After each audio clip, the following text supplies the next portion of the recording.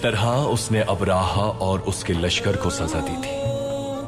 अबराहा कौन था मोहतरम? अबराहा यमन का बादशाह था।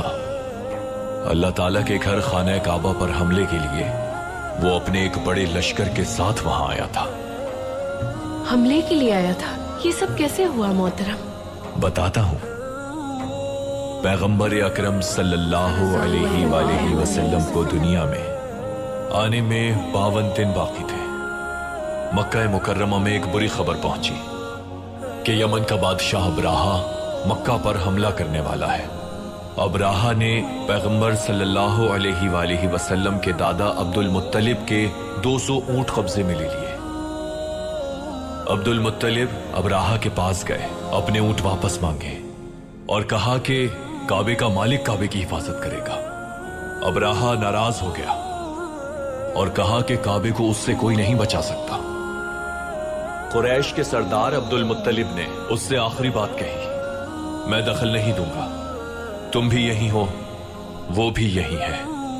ये कहा और अपने ऊंट लेकर चले गए। मक्का के लोग घबरा गए। वो लोग छोटे छोटे पहाड़ों पर चढ़ गए। मक्का खाली हो गया, हरम शरीफ वीरान था। अब्दुल मुत्तलिब उदास थे। कुरैश के एक बुजुर्ग ने काबे की कुंजी थामी और कहा, इलाही, लोगों की जान खतरे में है, उनकी हिफाजत फरमा। काबे और उसका तवाफ करने वालों की हिफाजत फरमा। इसके बाद वो बुजुर्ग भी पहाड़ पर चढ़ गए और काबे के लिए सिर्फ एक खिलाफ बाकी बचा। यमन के परचम दिखाई देने लगे।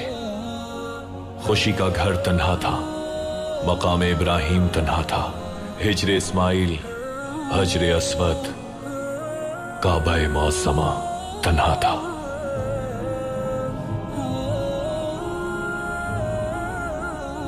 और परिंदे, जाहिर है वो चलते नहीं थे, क्योंकि अल्लाह ने उनकी तख्लीक उड़ने के लिए की है। वो जमीन पर हर जगह उतर नहीं सकते। वो परिंदे तेजी से आसमान पर उड़ते नजर आ रहे थे। मुहस्सिर की वादी तक अबराहा का लश्कर पहुंच चुका था।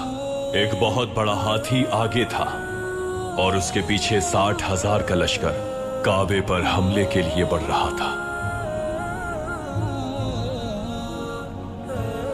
हाथी इससे पहले चलना शुरू करता, अबराहा का जासूस तुफैली हाथी के पास आया और सरगोशी की।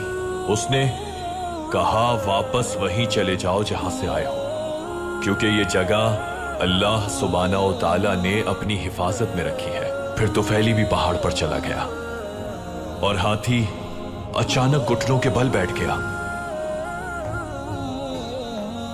लश्कर में अफरा तफरी फैल गई कि हाथी को क्या हुआ है। उस हाथी का रुख किसी भी जानिब करते वो पागलों की तरह दौड़ना शुरू कर देता, लेकिन जैसे ही उसका रुख काबे की तरफ होता वो बैठ जाता और आगे नहीं बढ़ता। उन्होंने उस हाथी की सूंड को भी चीर दिया ताकि वो खड़ा हो और आगे बढ़े। हर कोशिश की उन्होंने, लेकिन कोई फायदा नहीं हुआ। अचानक आसमान पर एक साया सा बन गया, समंदर की तरफ से आए हुए गहरे बादलों की तरह। वो वाज़े होते गए और साफ नजर आने लगे। अब उनका लश्कर खौफजदा हो गया था। ये देखकर उनकी आंखें फटी रह गई थी कि अबाबील वहां आसमान से बारिश बरसा रहे थे। वो बारिश पत्थरों की बारिश थी बच्चों।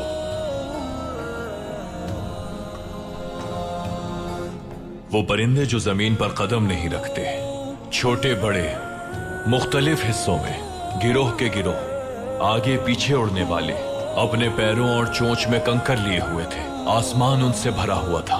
उनके पर बिल्कुल बर्फ जैसे सफेद थे। वो अल्लाह की तरफ से थे। ये वाज़े था कि वो अजाब के लिए तख्लीक किए गए। अजाब शुरू होने वाला था। अबराहा और उसके लश्कर पर वो पत्थर बारिश की तरह बरसने लगे। पत्थर उन दिलों को पीस रहे थे जो खुद एक पत्थर बन चुके थे। 52 दिन बाकी थे। काबा तन्हा नहीं था। काबा मुहाफिज के बगैर नहीं था। काबे से तेज आवाज आई, कहां है तुम्हारा लश्कर? कहां है वो लश्कर जिस पर गुरूर था तुम्हें? کہاں ہے بھاگنے کی جگہ؟ اور بھاگ بھی کیسے سکتے ہو تم؟ اللہ تمہارے پیچھے ہے۔ ابراہا ہار چکا تھا اور فتح اللہ کی ہوئی۔ معلوم ہونا چاہیے کہ ظالم کا انجام آتش ہے۔ حساب لینے والی سب سے بڑی ذات اللہ کی ہے۔